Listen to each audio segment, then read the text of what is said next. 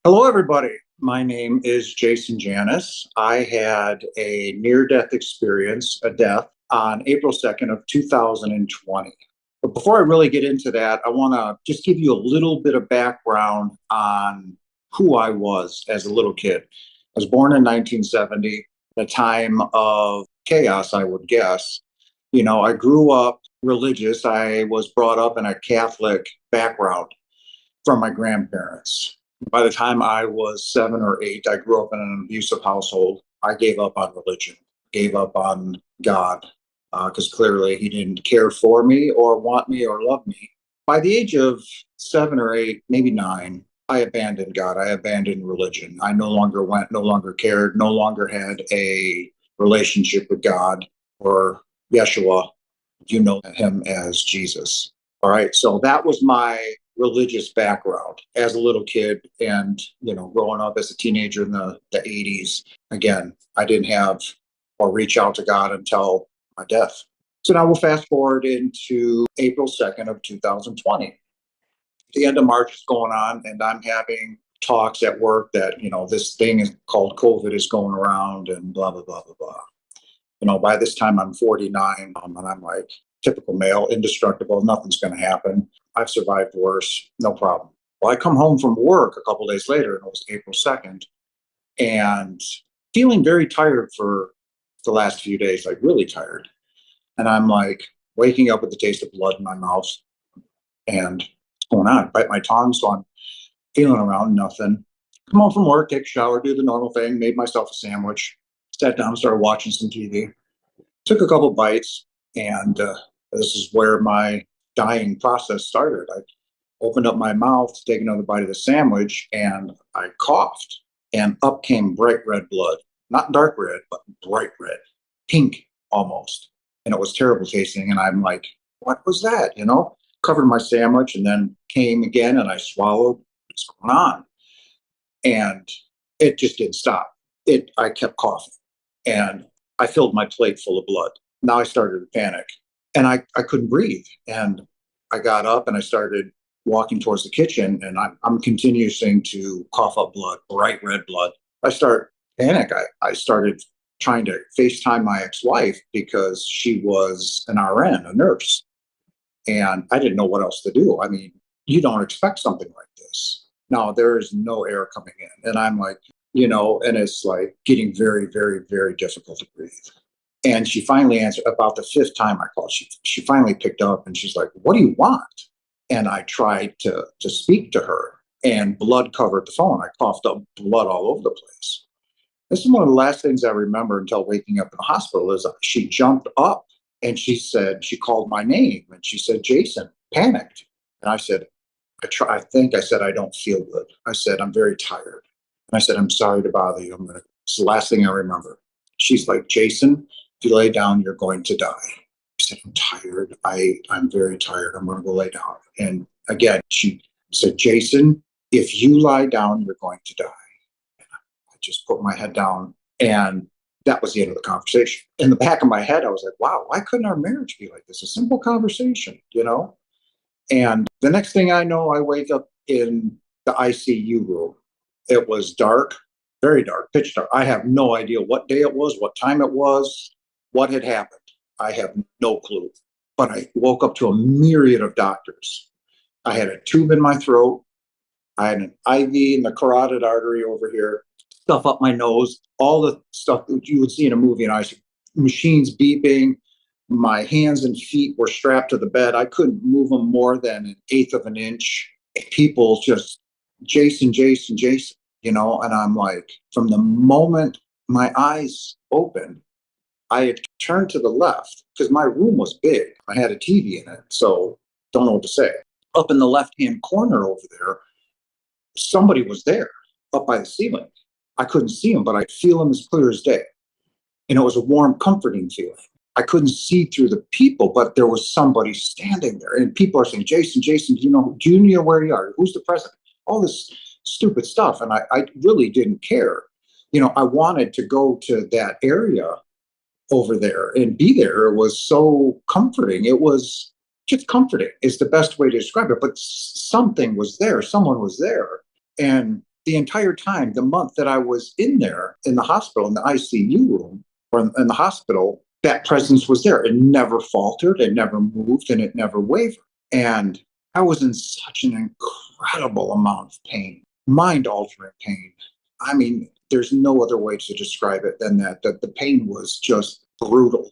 And if anybody ever tells you that drowning is peaceful, they're a liar. I don't care whether it's water or, in my case, when I found out after I got well that they pumped out 2.8 liters of blood, basically 12 cups of blood from my lungs. Drowning is not peaceful. It's very painful. Being on a ventilator is painful. But the entire time I was there, and every time, I would wake up or move or whatever, that presence was there. It was just always there. It never moved. It just was so comforting. And it got to the point where one of the nurses came in, it was a mid-afternoon. She's like, "Jason, do you want me to turn the TV on?" And I'm like, I couldn't talk because I had a tube in my mouth. And I just was like, "No." And she's like, "Are you sure you're looking at the TV? How do you tell somebody that somebody's standing there? There's somebody there, you know? They'll think you're nuts." So I just continued to stare at the TV. And then time went by. I began to get better. They took me off the ventilator. They took me off the catheter out. I had lost 75 pounds. I mean, I couldn't move.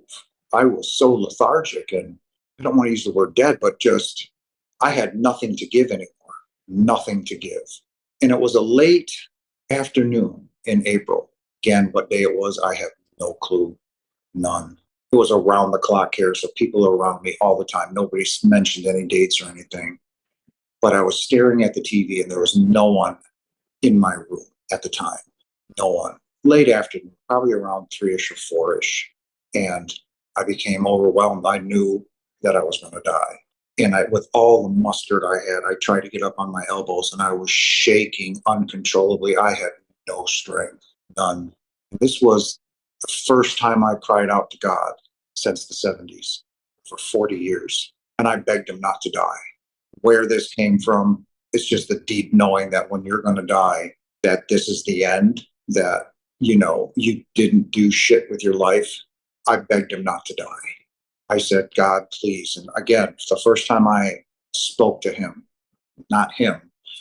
God is neither male or female, but I begged God not to die. I said, "Please, God, please, please." And now I'm sobbing uncontrollably, an emotional wreck, begging God not to let me die. I said, "I am so sorry I abandoned you and Jesus." I said, "I never stopped loving you or believing in you, but I'm sorry I abandoned you and Jesus." And I said, "Please don't take my daughters from me. Please, please don't take them from me. I love them so very much." Still talking to the TV, and there's somebody very special in my life here, a twin flame. And it's a different story, but we had met and had fallen in love. I won't mention a name, but I said, "Please don't take her from me. Please." I'm going to get emotional. "Please let me hold her hand one more time. Please let me kiss her. Let me smell her breath. Let's make love." And it was in my description for her, instantaneous. I was out of my body at the top of the ceiling, and I saw everything around me within a trillionth of a second. I knew everything there was to ever know. I saw all the people dying in their rooms on ventilators and people working on them. And now I'm up the top of the ceiling. I had no love of this body, none. It meant nothing to me. And while I'm at the ceiling, I was in this unbelievable love and light. It was so profound. There are simply no words on this planet that can describe the love that exists of who we are, who Father is. It flowed through me, this love and warmth, and the love and the warmth was as warm as the sun, and it flowed through every part of my being, every part of it. I could see every blade of grass in the field moving independently. I could see the serrations on each blade of grass. I could see their soul, and I could see the veins and the colors moving through the grass. It was the most magnificent green I had ever seen. And I could see the tree's soul, and it would look like Obi-Wan Kenobi in Star Wars after his death, when he had that white halo around him, his soul. And that's what I saw with the grass and the trees. I saw their soul, and I felt their love for me and how happy they were to see me. And again, that love just continuously flowed through me. And then before I could even formulate this thought fully, it was more of a shocked response. But I said, I'm home. I knew exactly where I was. I knew exactly who was holding me, my Father, God. I had merged with the light. I became one with my Father, with everything that has ever existed or will exist. I was in that trillionth of a second. The next thought that started to formulate and was clearly stated telepathically, like the first, was, what a beautiful day to die. Like it was nothing, like I had done it before. Like it was absolutely nothing. It was like putting on a pair of old shoes. And how long I remained there, I don't know. All pain ceased instantly. All pain ceased. I was young again, maybe 18 to 22, and I was what I call juiced. I was like somebody had juiced me with energy. I mean, I was lit up, like it was unbelievable. And I was like, I'm home. And I was more of a shocked thing because I instantly knew I shouldn't be there right now. My time here isn't done. So I was a little confused on why I was there. Right. And now, as I'm staring at the TV, another presence showed up. Again, I saw nobody, but I recognized the energy. And that was Yeshua Bar Yosef. And that is the being you know from Christianity as Jesus Christ. Because I was telling Father how sorry I was for abandoning you. And he showed. And the love that was bestowed upon me from Yeshua was just no words that can describe. We have a very archaic and a barbaric language. It is simply a worthless way to communicate when everything that we experience on the other side is through feeling and emotion. And again, our thoughts become telepathic. They're instantaneous. Everything over there on the other side is instantaneous. There's nothing holding you back from creating, learning, knowing anything. And again, how long? I have no clue. I could have been there 5 minutes, 5 hours, 15 days. Who knows? It was simply me being loved and adored from home and being home. And I felt that love from the universe. I felt that love from my Father. I felt that love from Yeshua. And then there were two hands that were placed on my chest, two very big hands, and they were warm. And I mean warm. And they gently started to push my soul or my being. I don't like to call it a soul. We're not souls. My being back into this vessel, this carcass that I walk around in. And then I felt being literally pushed then back into my vehicle, my body. And then I was gently pushed all the way down on the bed. And then it was lights out. I was out like a light. Again, how long I was out, I don't know. But I woke up to the frantic faces of doctors and nurses. Jason, Jason, Jason. And I woke up and I immediately looked to the left to where the TV was, and that presence was now gone. And I'm laying there, and they're like, "Are you okay? Are you okay?" And I'm looking at all of these people, and I'm like, how do I tell somebody what just happened to me, where I was? They're going to think I'm nuts. They're going to truly think that I have lost my mind, that they're going to lock me up and throw away the key. I didn't know how to respond to life anymore in that moment. I just didn't know what to do. I just wanted to go home, and I had no business going home. So I discharged myself when there's no way that I should have. But I still felt home for a very long time, for months afterwards. I felt the love of home, of Father. And I fell into a absolute deep depression. I was very depressed with not the near-death experience, but being back in this physical form, in this body. I don't like it. It's heavy, it stinks, but it's what we need to use to get around in this physical world. And that's really where the battle began afterwards, was finding my purpose. I've had so many spiritual encounters afterwards, meetings with archangels, my guides, surgery right here on my own couch. a myriad of things, seeing full half body apparitions walk through my bedroom, everything. My vibrational energy has risen beyond belief. My ascension process started last year. I'm still feeling the lingering aspects of it, but that was really it. That was really my near death experience. But a lot of my spiritual knowledge and teachings came after, as I began to find my purpose. But I will mention one thing before, I end it, is that it was 2 months after my NDE, and I was struggling very hard. As I said, I was in a depressive state. And after I learned how to walk, talk, eat, drink, which I had to do here all on my own, I had no one to help me, which was a brutal process. But I was pacing back and forth in my house, feeling this love. And of course, you don't know because you're back into a physical body. And I said, I was kind of getting mad at God. Not kind of, I was. I was like, you can't do this to somebody. You can't do that to somebody. You can't give them that experience of being home, knowing who they are and what they are, and then throw them back into this shithole. You can't do that. And I was mad, and I was like, I don't even know who I am anymore. And I was just shaking my fist at him. And I said, you picked the wrong person. You know that, don't you? And like I said before, I was Catholic. So, and this was the start, unbeknownst to me, of my deconstruction from Catholicism. And I am no longer Catholic, and I find it an abomination. But regardless, I said, you picked the wrong guy.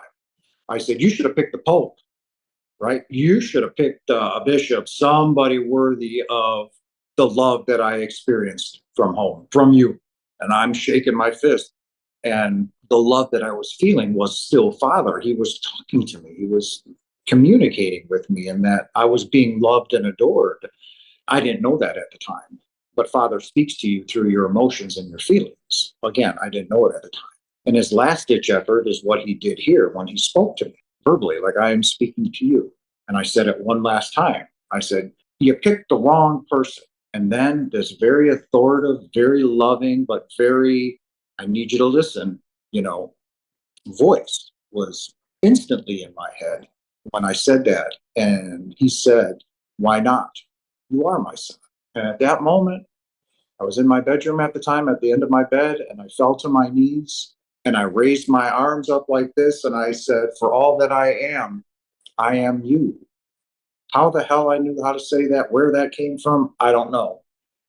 But those words were never truer, never. And that was the beginning of a massive spiritual journey. My ascension process has begun. Last year was brutal. It was a brutal process. I'm still feeling some of it now, but things are moving and expanding. That is really my near death experience. It has profoundly changed my life in every way possible. I now know what I came to this earth to do. I know my purpose, and I am falling into place with that. And it is simply beautiful. We are living in the greatest love story ever. We've just forgotten who we are. And that's it, ladies and gentlemen. That is my near-death experience. If you like this story, be sure to support The Other Side NDE by checking out our brand new book below,